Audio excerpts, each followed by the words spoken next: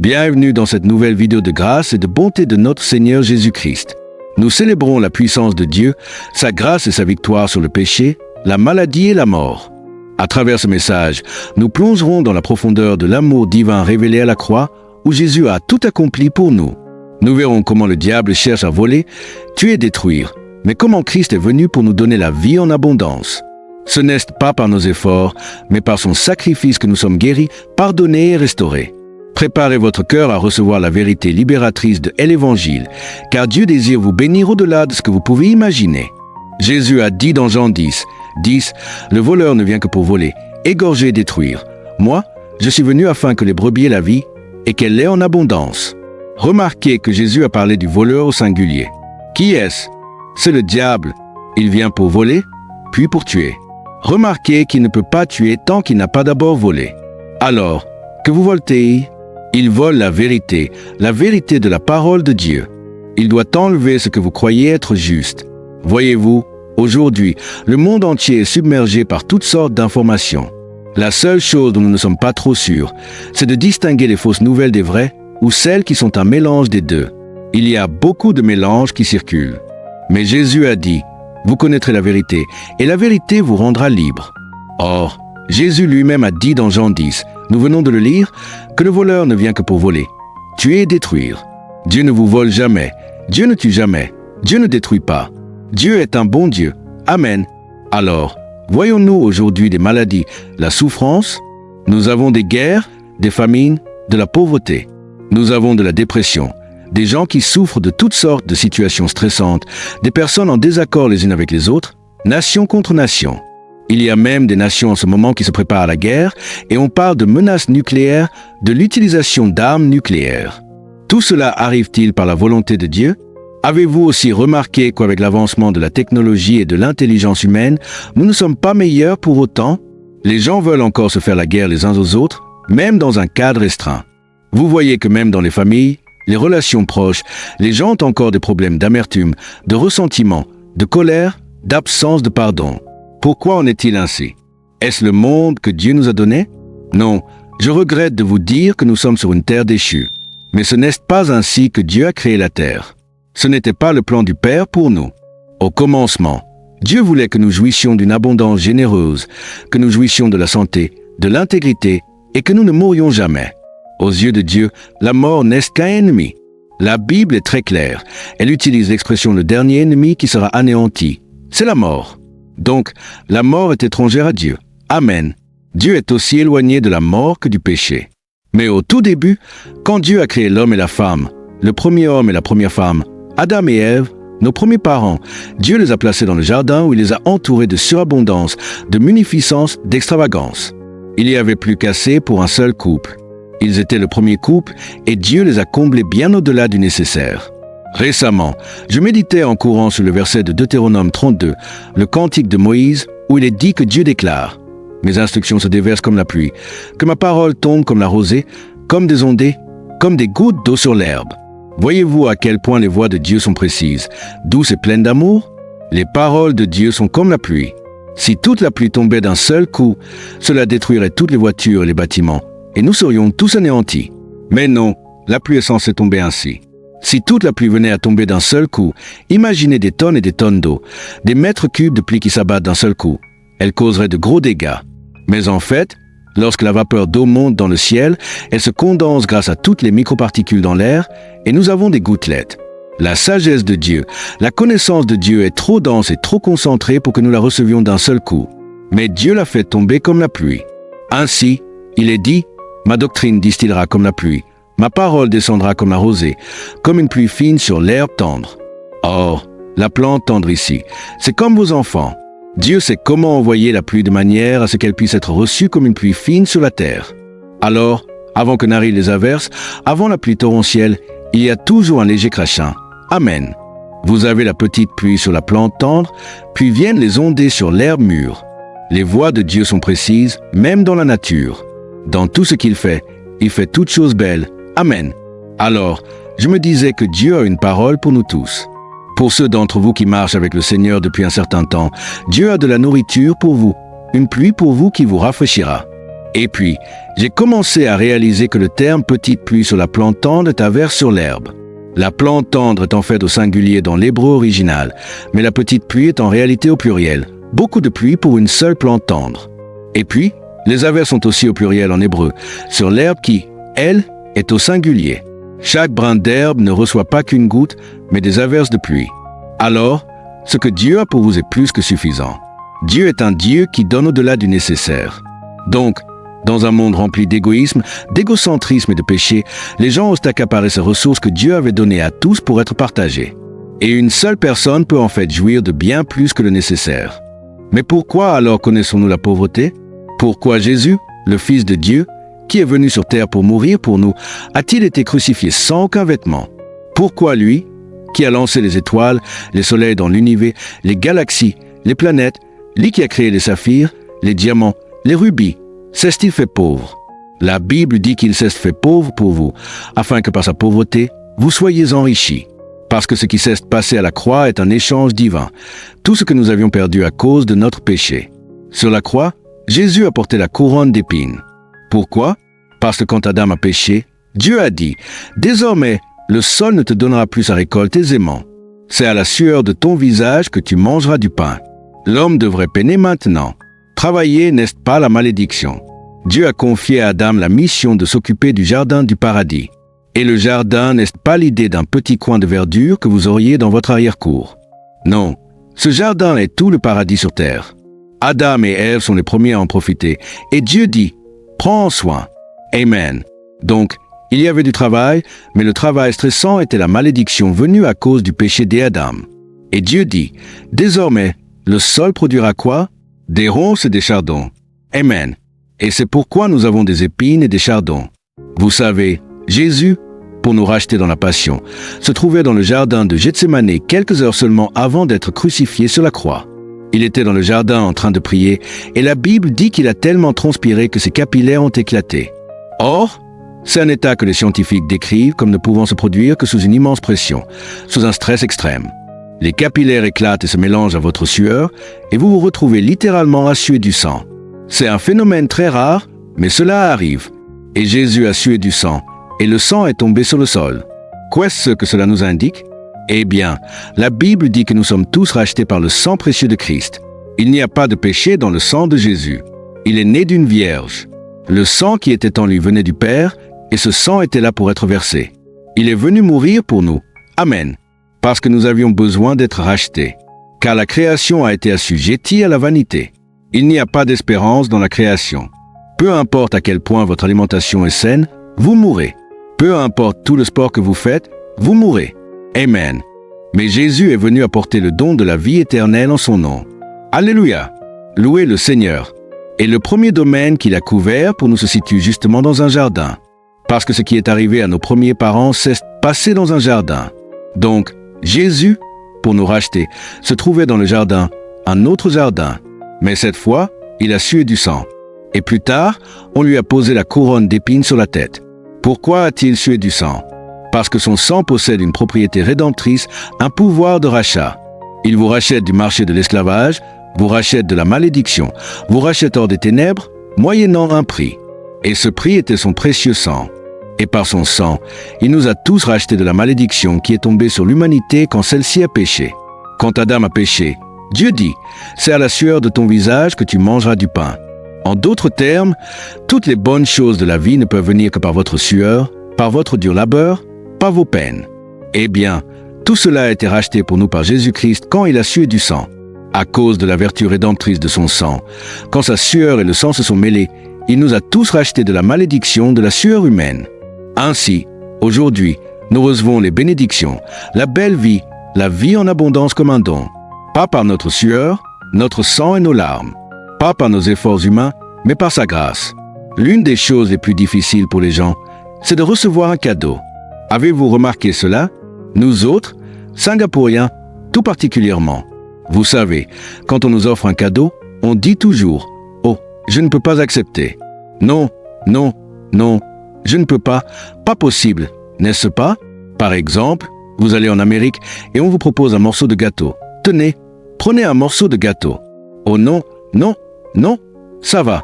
Pas vrai? Nous ne disons même pas ça va, nous disons ça va. Ça va, n'est-ce pas? Ça va. Ils insistent. Mais non, prenez un morceau de gâteau, il est délicieux. Ce gâteau est vraiment bon.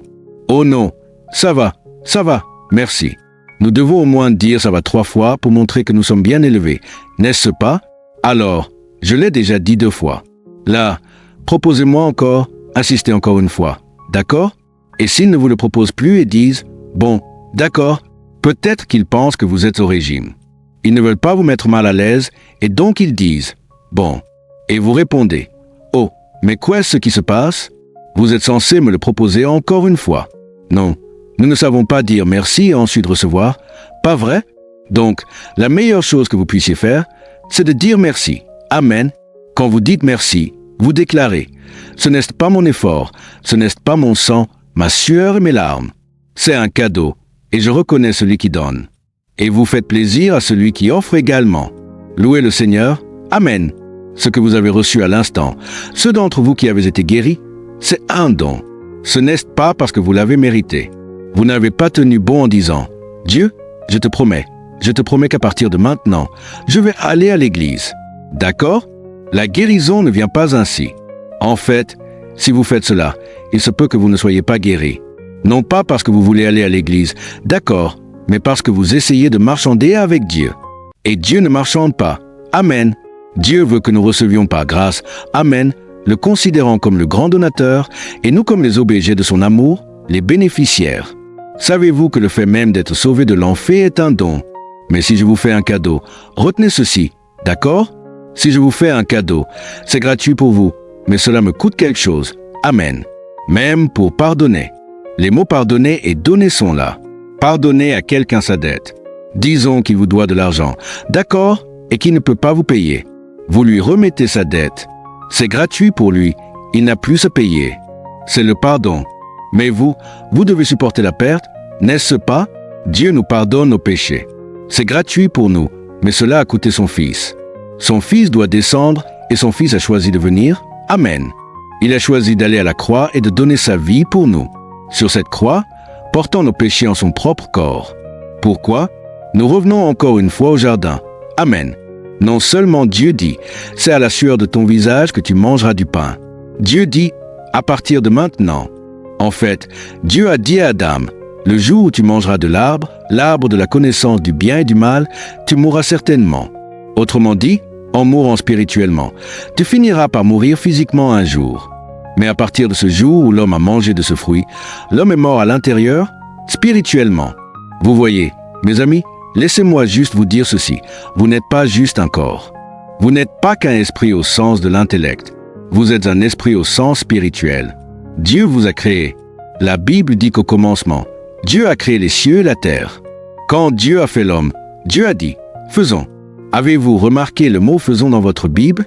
Genèse 1, 26, faisons. C'est au pluriel, n'est-ce pas? Mais un seul Dieu. Une trinité. Un seul Dieu. 3 personnes distinctes. Un seul Dieu. Père, Fils et Saint-Esprit. Dieu dit, faisons l'homme à notre image. Dieu vous a également fait trinitaire parce que vous êtes créés à l'image de Dieu. Voyez, vous êtes un esprit. Vous demeurez à l'intérieur. Amen. Nous tous, nous sommes des êtres spirituels. C'est pourquoi nous pouvons percevoir les choses spirituelles bien avant que notre esprit rationnel ne les comprenne. Nous pouvons ressentir les choses intuitivement, bien avant que notre compréhension ne nous explique ce qui se passe. Notre esprit est plus rapide que notre cerveau. Parfois, nous pouvons sentir. C'est pour cela que les jeunes enfants, eux, peuvent percevoir les gens mauvais. Ils comprennent qu'ils n'aiment pas certaines personnes plus vite que nous. Leur esprit est vivant. Amen. Quant à nous, nous ne réalisons pas que nous pensons simplement être notre corps. Nous ne sommes pas notre corps. Notre corps fait partie intégrante de la création de Dieu. Parce que Dieu nous a fait tripartite. D'accord? Vous êtes un esprit. Vous avez une âme qui correspond à votre intellect et vos émotions. D'accord? Votre volonté, votre intellect, vos émotions constituent ce que nous appelons l'âme. Vous n'êtes pas cela. L'âme n'est pas l'esprit. L'esprit, c'est l'esprit, nous dit la Bible. L'esprit est à l'image de Dieu. Dieu est esprit. Dieu nous a tous fait. Ensuite, nous avons une âme et nous vivons dans un corps. Amen. Donc, avec le corps, vous contactez le monde physique. Avec l'esprit rationnel, le monde intellectuel. Mais avec l'esprit, vous contactez Dieu. Et cette partie-là, quand l'homme a péché, a été séparé de Dieu. Cette partie est morte. Quand la Bible dit que vous devez naître de nouveau, c'est à cette partie qu'elle fait référence, le vrai vous. Et c'est pourquoi vous pouvez avoir beaucoup d'argent et pourtant être un pauvre homme avec beaucoup d'argent. Parce qu'au fond, c'est mort. Jésus l'a exprimé ainsi. Et que servira-t-il à un homme de gagner le monde entier s'il perd son âme? Amen. Et l'âme, c'est votre être intérieur, esprit et âme. Votre esprit, la partie de vous qui vient de Dieu, et votre âme correspond à vos émotions. Voyez, cette partie de vous, vous vous rappelez des années 70? J'étais très jeune à l'époque. C'est cette partie, l'âme, c'est ça, l'âme. Votre esprit et votre âme constituent votre être intérieur. Mais vous vivez dans un corps. Alors, si je meurs maintenant, ce que je ne ferai pas, j'essaierai de ne pas le faire par la grâce de Dieu. D'accord? Si je meurs maintenant, pouf, mon corps tombe, n'est-ce pas? Moi, je sortirai de mon corps. C'est le vrai moi. Je regarde en bas et je dis, waouh, qu'est-ce que ce beau cadavre fait là? Pourquoi riez-vous tous? D'accord? Aucun cadavre n'est beau. C'est vrai. Donc, je sors de ma demeure, mais je ne peux plus vous appeler. Pourquoi? Mes cordes vocales, par lesquelles je communique avec le monde physique, ces cordes ne sont plus avec moi. Elles sont là en bas, n'est-ce pas? Mais je suis toujours vivant. Comment l'expliquer? Il doit bien y avoir un endroit où m'accueillir, le ciel ou l'enfer. Nous savons que la mort n'est pas naturelle. C'est pourquoi nous n'aimons pas aller aux funérailles. Nous y allons par amour, par respect pour les personnes présentes, mais nous n'aimons pas y être. Nous aimons assister au mariage. C'est une célébration de la vie et des naissances nouvelles. Mais nous n'aimons pas la mort parce que nous savons que la mort est étrangère à notre nature. Vous avez raison, mon ami. Vous le ressentez dans votre esprit parce que la mort n'était jamais censée exister.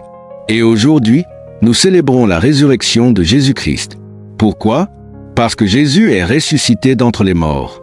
Pas de manière métaphysique, pas de manière éthérée. Jésus est ressuscité corporellement. Et il déclare, « Parce que je vis, vous vivrez aussi. » Amen. Donc, l'une des choses que Jésus a vaincues sur la croix, c'est la mort elle-même. Alléluia. Alors, revenons à ceci. Quand Dieu a voulu créer les plantes et tous les arbres fruitiers et tout cela, quoi dit Dieu? Dieu s'est adressé à la terre. Dieu a dit à la terre que la terre produise de la verdure, de l'herbe à grains, des arbres fruitiers qui donnent du fruit. Et c'est ainsi. Toutes sortes de variétés sont venues d'une seule parole. Et puis, Dieu. Quand Dieu a voulu des poissons, Dieu ne s'est pas adressé à la terre. Dieu s'est adressé à la mer. Dieu dit que les eaux pullulent d'animaux vivants et que les oiseaux volent dans le ciel au-dessus de la terre. Les baleines, les grandes créatures. Et il en fut ainsi, dit la Bible. Dieu vit que c'était bon. Remarquez, quand Dieu voulait de la végétation, des arbres fruitiers et tout le reste, Dieu s'est adressé à la terre. Quand il voulait des poissons, il s'est adressé à la mer. C'est pour cela que si vous coupez l'arbre ou la plante de son lien avec la terre, de sa connexion à la terre, il meurt. Vous sortez le poisson de la mer, il meurt. Quand Dieu a voulu faire l'homme, Dieu s'est parlé à lui-même. Il ne s'est pas adressé à la terre, il ne s'est pas adressé à la mer. Il s'est adressé à lui-même. Et voilà ce que Dieu a dit, faisons l'homme à notre image. Et à l'image de Dieu, l'homme fut créé. Il créa l'homme et la femme. Amen. Qu'est-ce que cela signifie? Sans la terre, l'arbre est mort. Sans les eaux, le poisson est mort. Sans Dieu, l'homme est mort. Et Dieu a aussi décrété que l'arbre puise son fruit, sa nourriture, sa subsistance dans la terre. Le poisson puisera sa subsistance dans la mer. De même, nous puisons notre force de vie, amen, notre santé, notre subsistance auprès de Dieu. Mais alors, Dieu n'a pas fait l'homme entièrement de sa propre substance. Dieu a fait l'homme à partir de la poussière de la terre. Dieu a pétri l'homme, et l'homme est devenu une âme vivante. Avant cela, avant que Dieu ait fait de l'homme un être vivant, c'était comme un mannequin, n'est-ce pas? Dieu a fait l'homme. Dieu lui a donné une forme. Le tout premier homme, pas de vie. Était-ce bien? Oui, j'aime bien faire ça à l'étranger, mais pas à Singapour. Vous savez, me tenir derrière un centre commercial, et ma fille et mon épouse passent, et je reste là, immobile. Et elles disent, arrête de faire ça, les gens pourraient te reconnaître. Vous savez, j'adore faire le mannequin, parce que ce n'est pas souvent qu'on peut être paresseux et ne rien faire. Pasteur Prince, mon mari est comme ça tout le temps à la maison aussi. Donc, Dieu a fait l'homme à partir de la poussière de la terre, comme un mannequin, juste une demeure. Il n'y avait rien à l'intérieur. Et puis, la Bible dit que Dieu insuffla la vie à l'homme. J'aime le mot hébreu, le terme qui implique un souffle puissant. Wush, Dieu ensafo. En hébreu, il insuffla un souffle de vie dans ses narines et l'homme devint un être vivant. Ça y est, il est devenu un homme vivant, animé. Amen. C'est un homme divinement façonné, en quelque sorte. Nous ne sommes pas divins, nous ne le serons jamais. Comprenez bien cela. Jésus est divin, Dieu, pleinement homme. Nous sommes fils d'hommes qui sont nés de nouveau et deviennent fils de Dieu. Mais nous ne sommes pas divins. Vous me suivez? Participant à la nature divine, mais pas divin. D'accord? Seul Dieu est divin. Alors, regardez ceci. À présent, nous possédons la vie de Dieu. Donc, cette vie qui vient de Dieu ne peut pas mourir. Elle doit être hébergée quelque part. Elle ne peut pas aller au ciel car elle est pleine de péché. Car si elle est pleine de péché, elle ne peut pas rentrer au ciel. Donc, elle doit aller quelque part. Et l'enfer n'a pas été créé pour l'homme. Jésus lui-même a dit que l'enfer a été préparé pour le diable et ses anges déchus. Amen. Mais l'homme ira là s'il décide de suivre cette voie. Alors, Dieu ne forcera pas l'homme à faire ce choix. Maintenant, la question se pose. Au fait, Dieu a donné l'autorité à l'homme. Regardez toutes ces souffrances dans le monde d'aujourd'hui. C'est comme si Dieu avait donné une clé. Imaginez, d'accord? Cette clé est l'autorité sur cette terre. Les gens pensent que Dieu contrôle entièrement la terre. Laissez-moi vous dire ceci. Il existe une sorte de bail sur cette terre, probablement d'environ 6000 ans. D'accord? Pour l'homme. Quand Dieu a créé le premier homme, il a dit qu'il domine. Dieu n'a pas déclaré « Je crée l'homme, mais je garde toute l'autorité ». Il a donné la terre. La Bible dit, dans les psaumes, il a donné la terre aux hommes. Autrement dit, Dieu a confié à l'homme l'autorité sur cette terre. C'est comme s'il lui avait remis la clé. Maintenant, Dieu dit, je t'ai donné la clé. Et Dieu est ainsi fait. Ce n'est pas comme vous et moi, d'accord? Nous, quand nous donnons, nous pouvons reprendre. Si je ne t'aime pas la semaine prochaine, je la reprends. Dieu ne le peut pas. Il est un Dieu fidèle à sa parole. Quand Dieu donne, il donne. Alors, il a donné à Adam. Il a dit que Adam et Ève dominent la terre, sur tout ce qui rentre sur la terre, sur tout ce qui est sur cette terre. L'homme a été créé en dernier. Dieu a tout fait en 5 jours, et le 6e, Dieu a créé l'homme.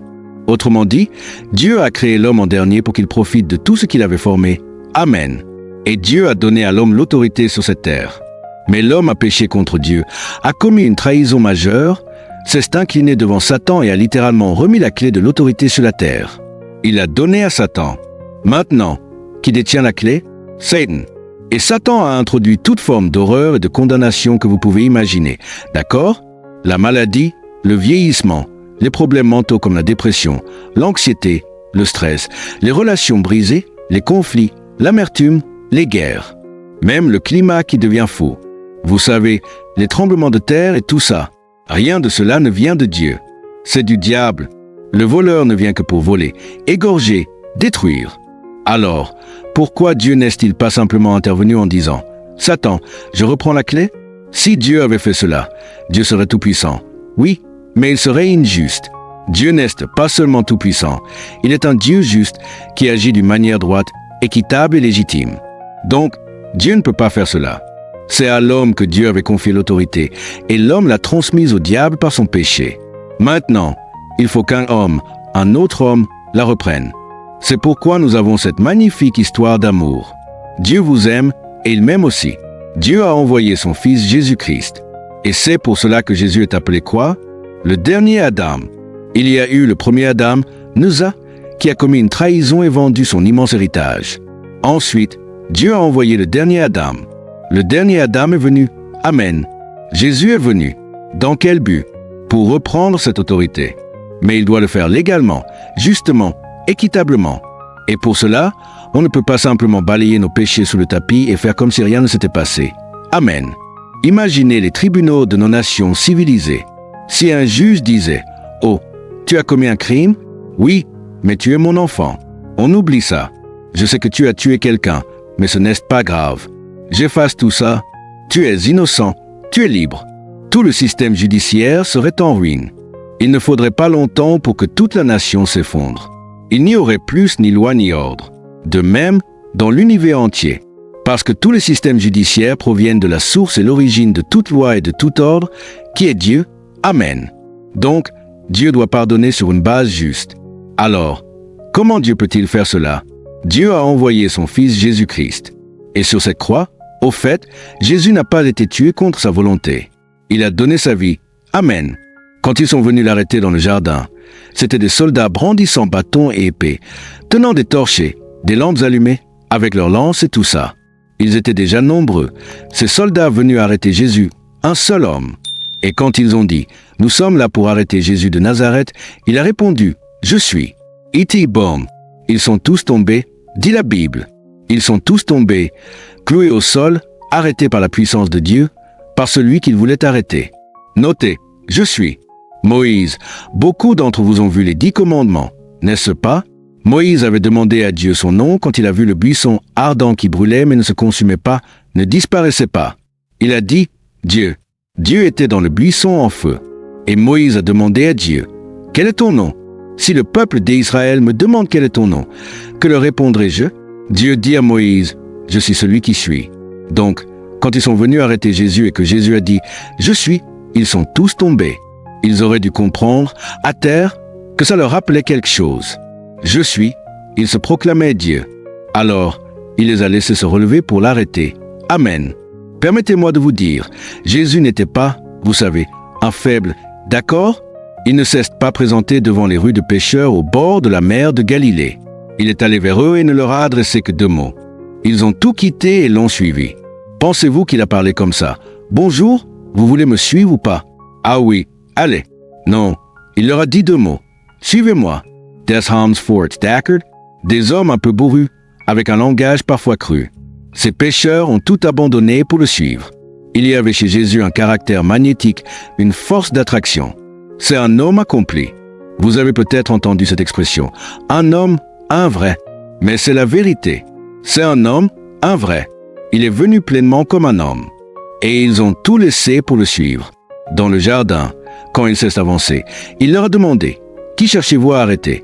Nous cherchons Jésus de Nazareth. » Il a fait un pas, « Je suis. » Ils sont tous tombés à la renverse. Donc, vous voyez, il aurait pu fuir. Il aurait pu sortir de là. Mais non, il est venu pour mourir. Il les a laissés l'arrêter.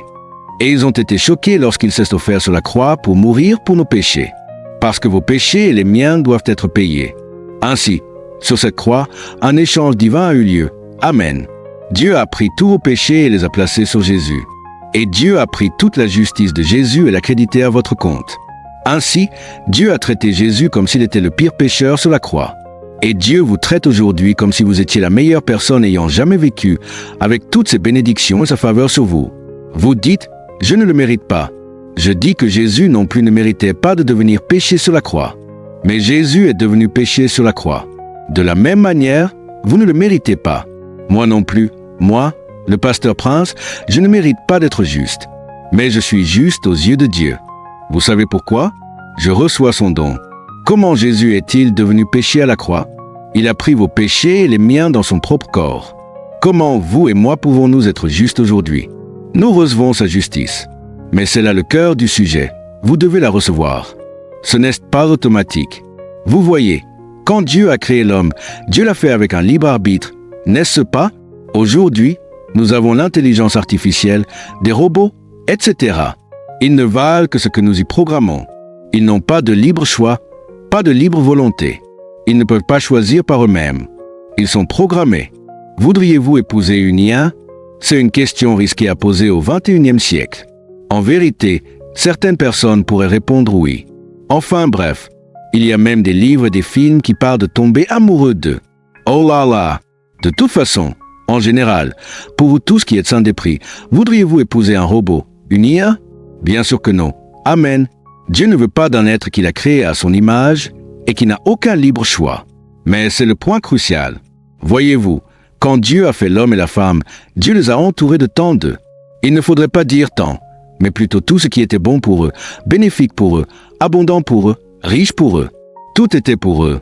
Tout autour d'eux était bon. Les gens demandent, pourquoi Dieu a-t-il mis l'arbre au centre du jardin et leur a dit de ne pas en manger? Dieu devait le faire. Parce que s'il a créé un homme avec un libre choix et qu'il l'entoure de tout ce qui est bon pour lui, et qu'il dit, « Souvenez-vous, mon conseil, c'est de choisir le bien. Vous voyez ce que je veux dire? Tout ce que j'ai choisi est bon. Nan. Pour que le côté judiciaire de Dieu soit mis en valeur, soit révélé.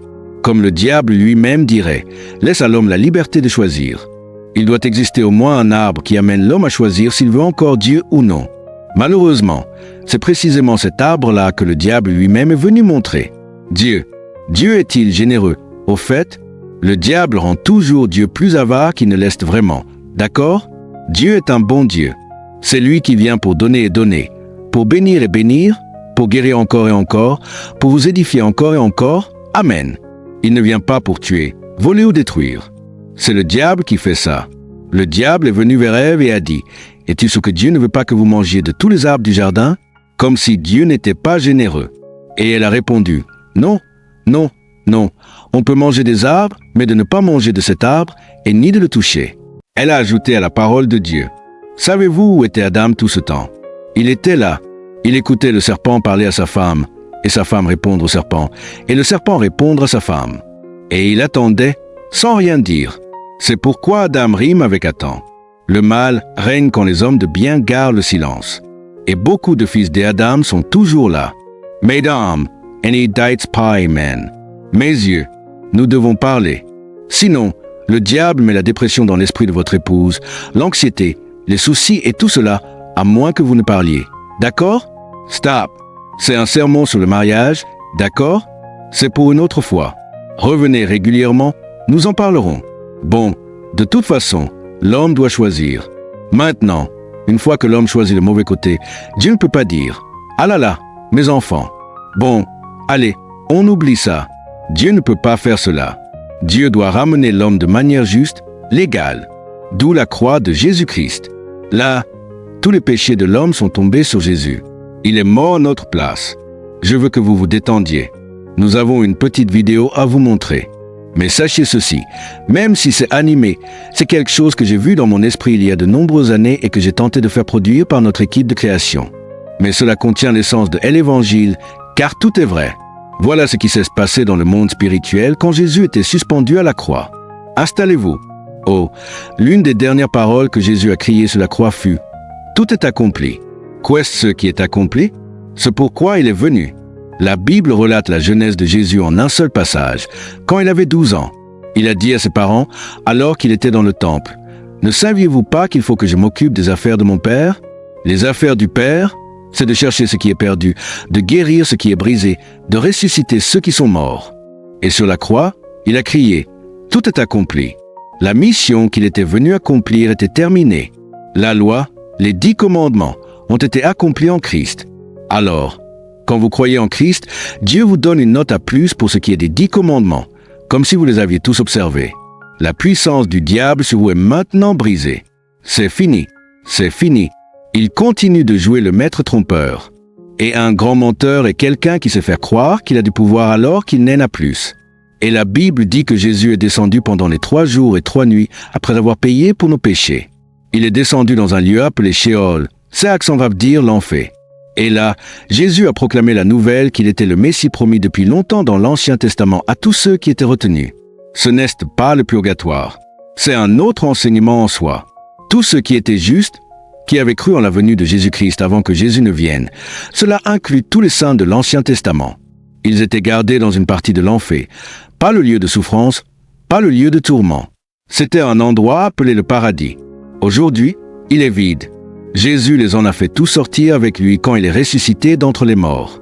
Et Jésus est ressuscité corporellement. Et maintenant, il détient les clés de l'enfer et de la mort. Il possède les clés du royaume des cieux. Souvenez-vous des clés dont je vous ai parlé. C'est un être humain qui a remis la clé de cette terre à Satan.